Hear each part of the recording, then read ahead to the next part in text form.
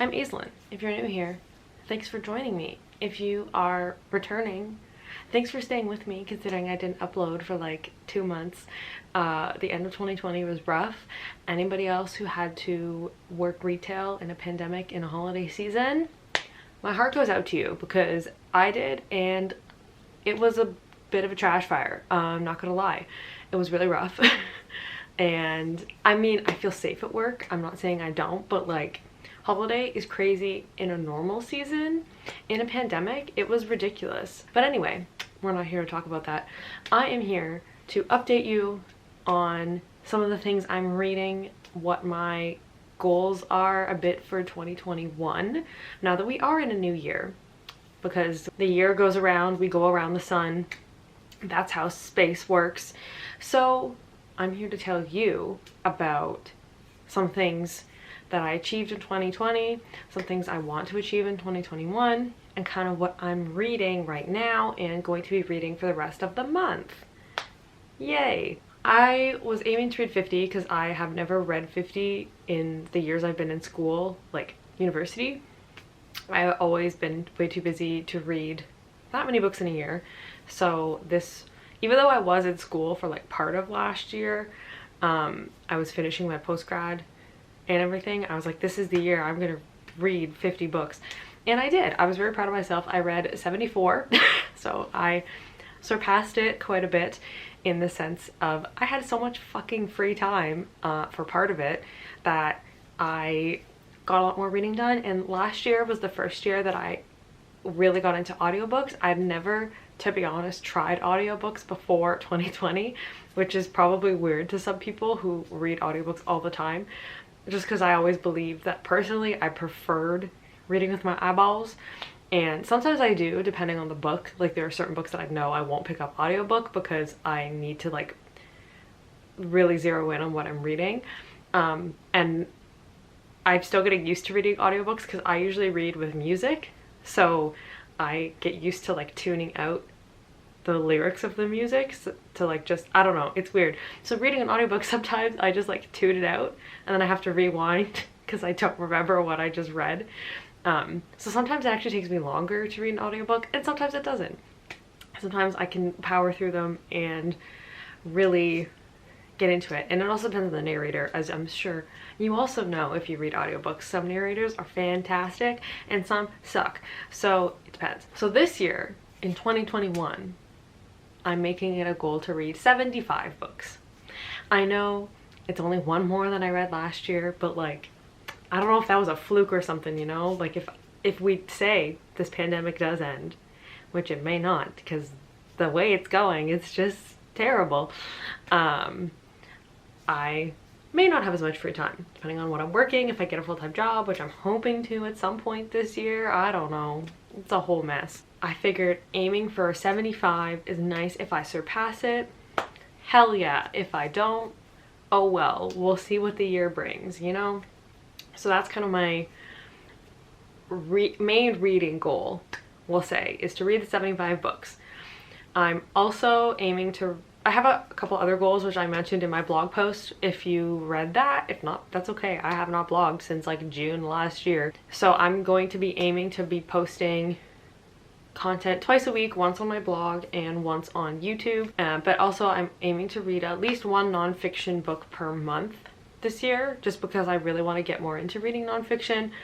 The nonfiction that I've mostly read is true crime, and I've read a couple memoirs, I guess, and I have a lot more on my list to read. So aiming to do that would be awesome. So I haven't decided which one I'm going to read this month. I have quite a few that I own that I'm going to try to check off my list first, and then like go to ones that I don't necessarily own, like from the library and such. My second goal or resolution, I guess you could call it, for 2021 is to catch up on my e-arc backlist, because I have a really big backlist working for a bookstore. I have access to quite a few digital arcs, and I haven't read a lot of them. My priority is going to be the ones that are coming out this year, because I do have a couple that are coming out in 2021, and then catching up on others that I was genuinely interested in reading and just didn't get a chance to, and doing that. So that's kind of part of my priority, because I tell myself I'm not going to request any more arcs, and then I see one that I'm really interested in and I'm like, okay, I'll do it, because then I can talk about it at work, and then I don't read it. So I'm going to be aiming to do that. And then my third kind of main goal is to get my owned TBR down to less than 150 bucks. Because right now it's sitting at, honestly, with some of the books I got for Christmas, at probably 200. So that means I have to read a minimum of like 50 books from my own TBR this year, which is like over half of my reading goal. That does include like physical books, it's like print books and ebooks that I have on my Kindle. So, and I kind of count e-arcs in there as well, because I say I own them when I have to read them, because I've been given a copy of them, just so I know like mentally like what I have to read if I go to my own TBR shelf, because I have that on Goodreads and I have to add that to the StoryGraph as well. Then I can like go and look at what I own but is unread. That's just how I've been organizing it. So that includes those at least. So I will be killing 2 goals with 1 task, I guess you could say, when I'm doing that. So that's kind of one of my other main goals. And then I'm also participating in some year-long reading challenges, because on the StoryGraph, community members can make their own reading challenges, which I think is so fun. But there's a couple that I'm participating in apart from the actual reading goal of 75 books, and I just wanted to mention them. One of them is the alphabet reading challenge by Nikki I don't know, that's her username. I'm gonna put a link to all of them in the description. And this is basically, you just read a book with the title starts with each letter of the alphabet for the whole, like throughout the whole year. So each prompt is just a letter, and I've already read 2 books for that, which I will talk about. So I thought that was fun. I don't know, it's just adding some other element to your reading, to like read a book from each letter of the alphabet.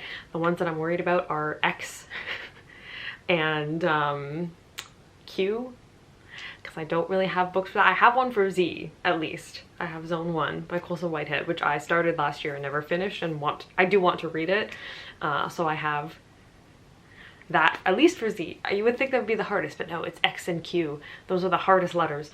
So I'm gonna have to figure out what to read for those, but I will do some digging on my bookshelves. I'm also participating in the 2021 Fantasy Reading Challenge, which is hosted by Books in Wonderland, and they have a whole blog post about that, so I will link that as well so you can check it out.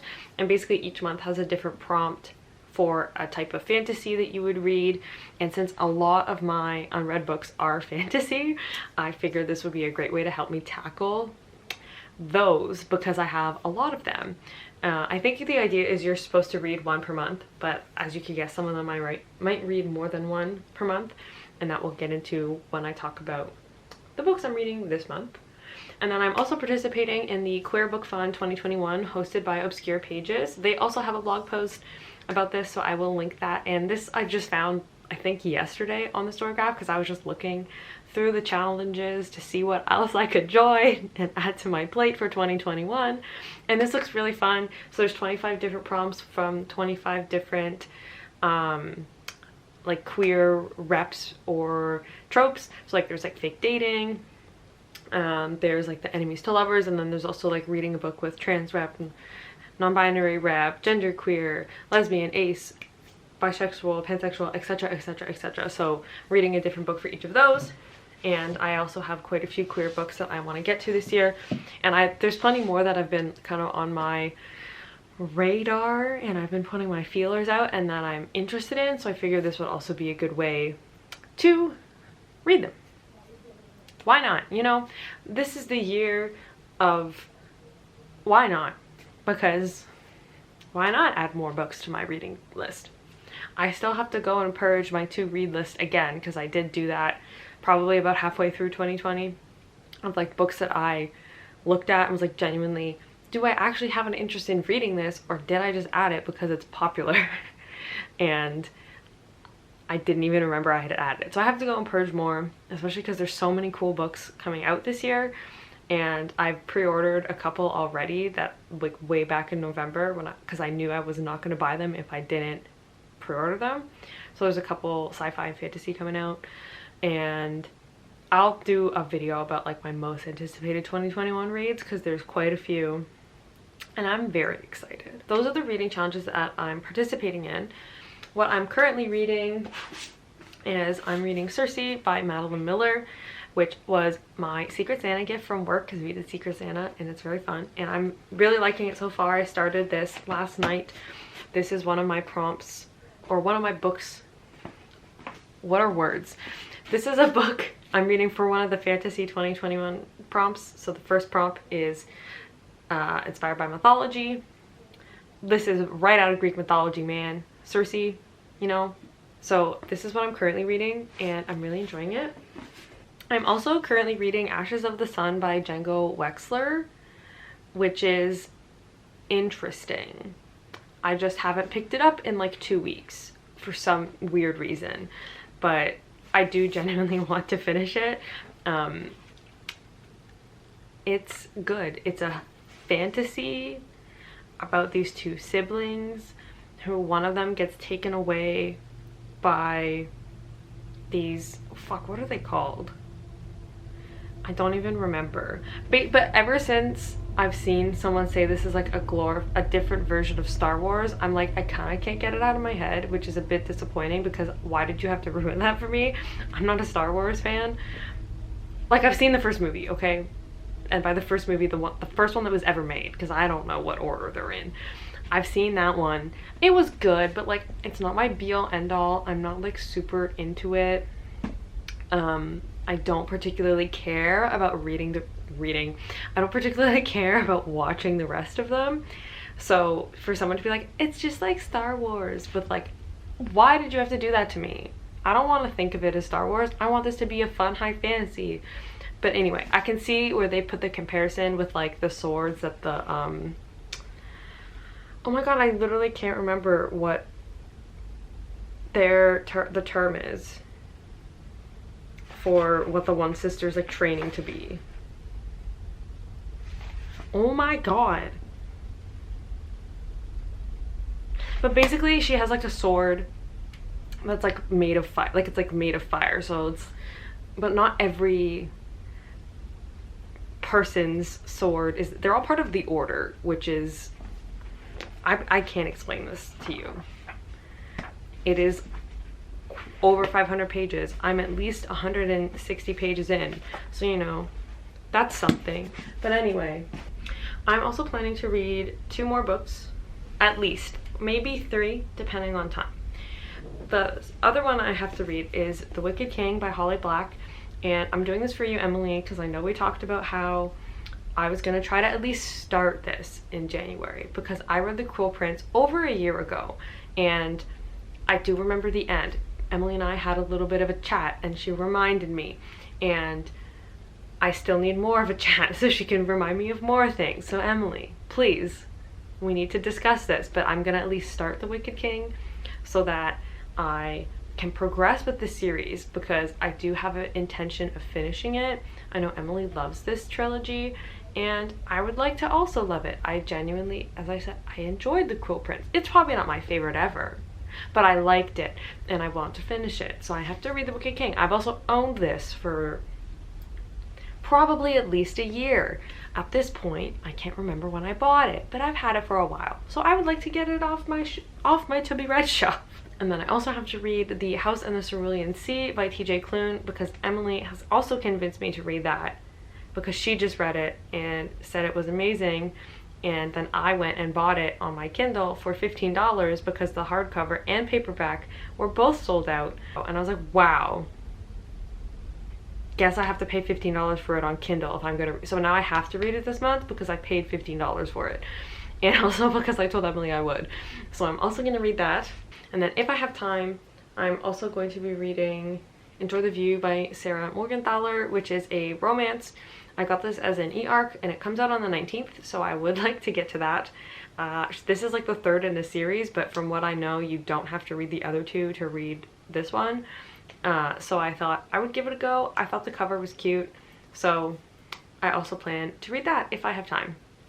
But those are all the books that I am currently reading, that I want to read in January. I know it's only the 7th, but it already feels like this year has been so long, and it's only been 7 days, at least since when I'm filming this. So let me know what your reading plans for 2021 are, what else you are looking forward to within the year, whether it's book-wise, you have something else coming up. I don't know, just tell me your thoughts. Please subscribe if you haven't already and you would like to see more content from me, and don't forget to like this video if you enjoyed it. But if you didn't, you know what, that's fair. I don't blame you. I get it. But thank you so much for watching, and I will see you all in the next video. Bye.